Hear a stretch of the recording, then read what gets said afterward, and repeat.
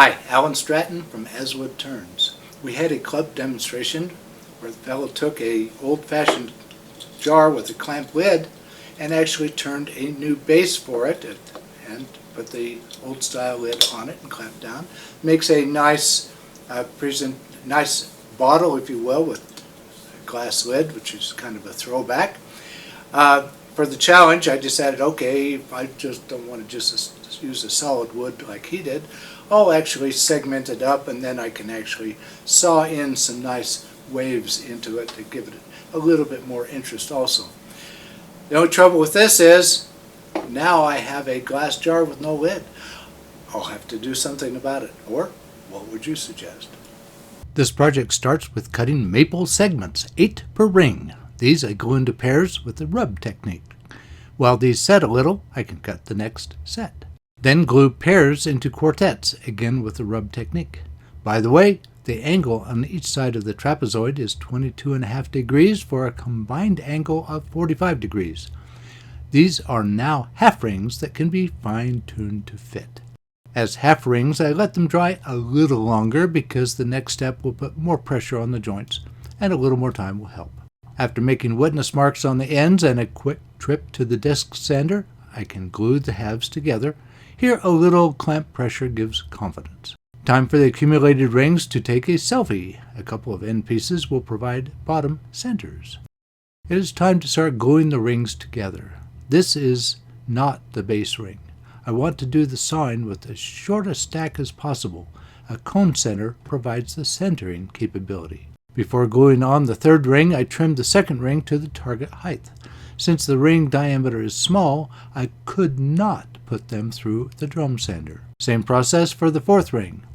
To prepare for the wave sign, I need some positioning aids. These are about 3/4 inch square and as long as my stack of rings is tall. Each is drilled to fit a 1/4 inch dowel. Then attach these pieces to the stack of rings with hot melt glue. In this case, the lathe is a great work holder while the glue hardens. While here on the lathe, it is also convenient to make marks at a convenient distance apart from each other, in this case 4 inches. This is important later to measure the thickness of the wood needed to replace the wood that is cut out. This is one of my 3 rules for Celtic knots. Time for the first slice cut. After positioning the sled jig for distance and rotation and removing the cut thickness insert, I make the first cut slowly to avoid bending the bandsaw blade. A slow go as I let the blade do all the sawing. Minimal pressure. I also make sure I have removed the dowel from the positioning pieces. Bad news if I don't remove them. I loosen the sled and reinsert the thickness insert. Now to make the second cut for the opposite side of the slice. Aside, I measure the distance between the 4-inch marks to determine how much wood needs to be replaced. Then a trip to a cool area for an epoxy session to glue in the replacement wood. For the next curve sawing session, I adjust the distance from the blade and the rotation for the second wood insert, and remove the thickness insert. Then again, slow sawing to prevent blade bending. I'm also very conscious to keep my fingers intact, which includes not reaching into the ring cavity. Time for another epoxy session. Originally, I glued both sides of the insert at once. Now I find it convenient to glue one side at a time. There's much less slipping and sliding this way and less chance to get epoxy on the positioning pieces which are required with the second side to achieve the correct alignment. Repeat sawing and epoxy for the third insert slice. Repeat sawing and epoxy for the fourth insert slice. The stack is all ready for the next stage of action.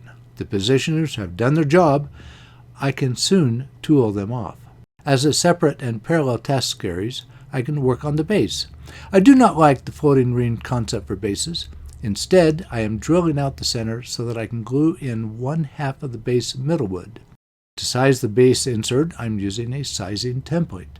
Mine is 3D printed. The original they saw at the Rocky Mountain Symposium was from Masonite. With a spindle gouge, I can trim down the wood to fit.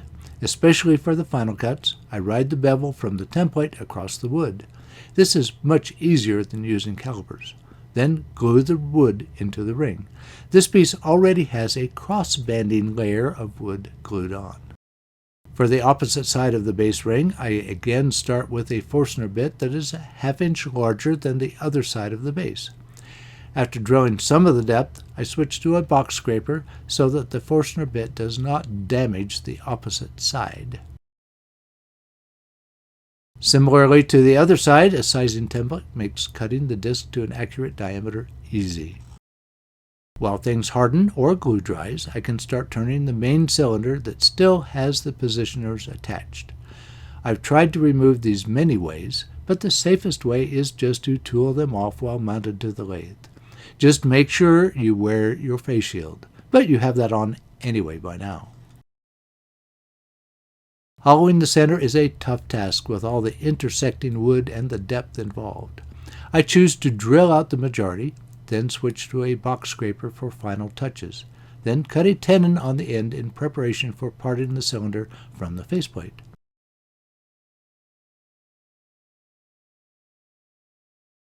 With the cylinder reversed, I clean up the waste faceplate wood from the cylinder and sand it even in preparation for the next glue layer. I did not want to measure the glass lid interface on the fly. Too much risk of dropping and breaking the glass. I think I got it pretty close, except for leaving more wood at the thin diameter at the bottom. Too much wood would pop the jar sealing wire. Now for the technical turning to fit the wire clamping mechanism to the wood using parting tool, spindle gouge, or any tool I find handy.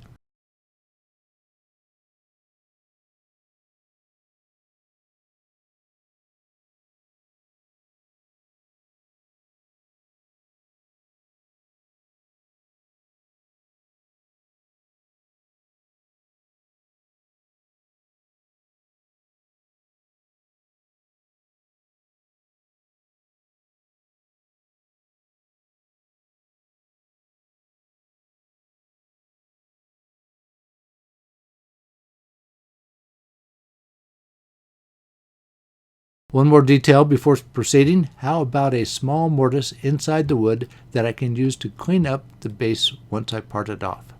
Then sand and apply wipe-on poly. With the throat and mouth section and the base glued to the cylinder, I can do the final shaping on the exterior.